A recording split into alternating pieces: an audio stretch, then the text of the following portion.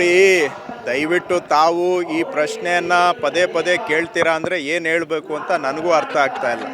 ಇವತ್ತು ಇಡಿ ಇರೋದು enforcement directorate ಅಲ್ಲ, ಅದು ರಾಜಕೀಯವಾಗಿ ವಿಚ್ ಹಂಟಿಂಗ್ ಏಜೆನ್ಸಿ. ಅದು ಆಪೋಸಿಷನ್ ಪಾರ್ಟಿಗಳನ್ನು ಟಾರ್ಗೆಟ್ ಮಾಡೋಕ್ಕೆ, ಆಪೋಸಿಷನ್ ಲೀಡ್ರ್ಗಳನ್ನು ಬಲಿ ಹಾಕಲಿಕ್ಕೆ ಅಷ್ಟೇ ಇಡಿ ಉದ್ಯೋಗ. ದೇಶದಲ್ಲಿ ಅವರು ಇಲ್ಲಿವರೆಗೂ ಯಾರ್ಯಾರ ಮೇಲೆ ಕೇಸ್ ಹಾಕಿದ್ದಾರೆ? ಬರೀ ರಾಜಕೀಯ ವಿರೋಧಿಗಳ ಮೇಲೆ ಕೇಸ್ ಹಾಕಿದ್ದಾರೆ. ಯಾರಾದರೂ ಶ್ರೀಮಂತರ ಮೇಲೆ ಕೇಸ್ ಹಾಕಿದ್ದು ನೋಡಿದ್ದೀರಾ? ಬ್ಲ್ಯಾಕ್ ಮನಿ ಕೇಸ್ ಯಾರ ಮೇಲಾದರೂ ಹಾಕಿದಾರಾ? ಸ್ವಿಸ್ ಬ್ಯಾಂಕಲ್ಲಿ ದುಡ್ಡಿಟ್ಟಿರೋರ ಮೇಲೆ ಒಬ್ಬರ ಮೇಲೆ ಇಡಿ ಅವರು ಯಾವುದಾದ್ರೂ ಕೇಸ್ ಹಾಕಿದರೆ ತೋರಿಸಿ. ಇವತ್ತು ಇಡಿ BJPಯ ಒಂದು ಅಂಗಸಂಸ್ಥೆ ಆಗಿದೆ. ಈ ಅಂಗಸಂಸ್ಥೆ ಕೆಲಸ ಏನು ಅಂದರೆ ರಾಜಕೀಯ ವಿರೋಧಿಗಳನ್ನು ಬಲಿ ಹಾಕೋದು. ಇಡೀ ದೇಶದಲ್ಲಿ ಅವರು ಅದೇ ಮಾಡಿದ್ದಾರೆ.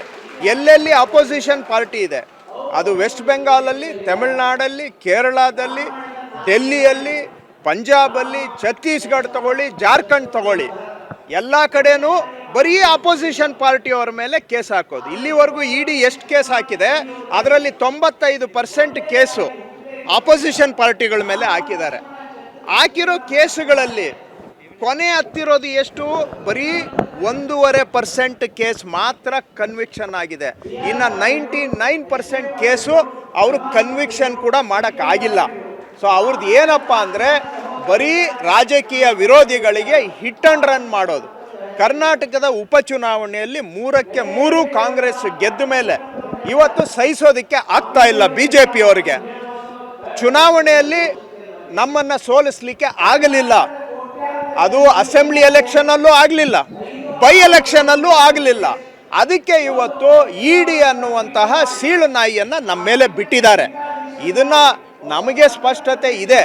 ದಯವಿಟ್ಟು ತಾವು ಕೂಡ ಈ ವಿಷಯಗಳನ್ನು, ಇಡಿನವ್ರು ಎಲ್ಲಾದರೂ ದೇಶದಲ್ಲಿ ಒಬ್ಬ BJPಯವ್ರ ಮೇಲೆ ಕೇಸ್ ಹಾಕಿದಾರೇನ್ರಿ? ಒಬ್ಬ ಬ್ಲ್ಯಾಕ್ ಮನಿ, ಕಪ್ಪು ಹಣ ಮಾಡಿರುವಂಥ ಒಬ್ಬ ಶ್ರೀಮಂತನ ಮೇಲೆ ಕೇಸ್ ಹಾಕಿದಾರಾ? ಬರೀ ರಾಜಕೀಯ ವಿರೋಧಿಗಳ ಮೇಲೆ ಕೇಸ್ ಹಾಕ್ತಾ ಇದ್ರೆ ನೀವು ಅದನ್ನು ನಮ್ಮನ್ನು ಕೇಳ್ತೀರಾ ಅಂತ ಹೇಳಿದ್ರೆ ನಾನು ಏನು ಹೇಳಿ? ಇಷ್ಟು ವಿಷಯ ಅದು ಅವ್ರದ್ದು. ಇದು ಪೊಲಿಟಿಕಲ್ ಅಟ್ಯಾಕ್.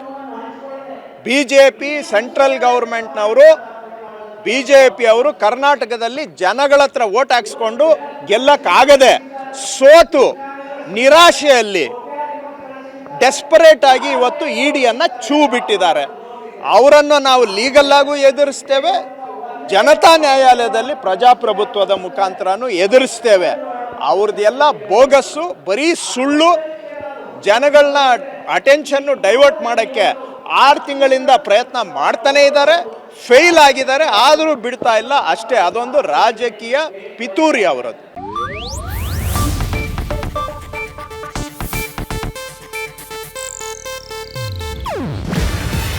ಇದು ಏಷ್ಯಾನೆಟ್ ನ್ಯೂಸ್ ನೆಟ್ವರ್ಕ್ ಪ್ರಸ್ತುತಿ.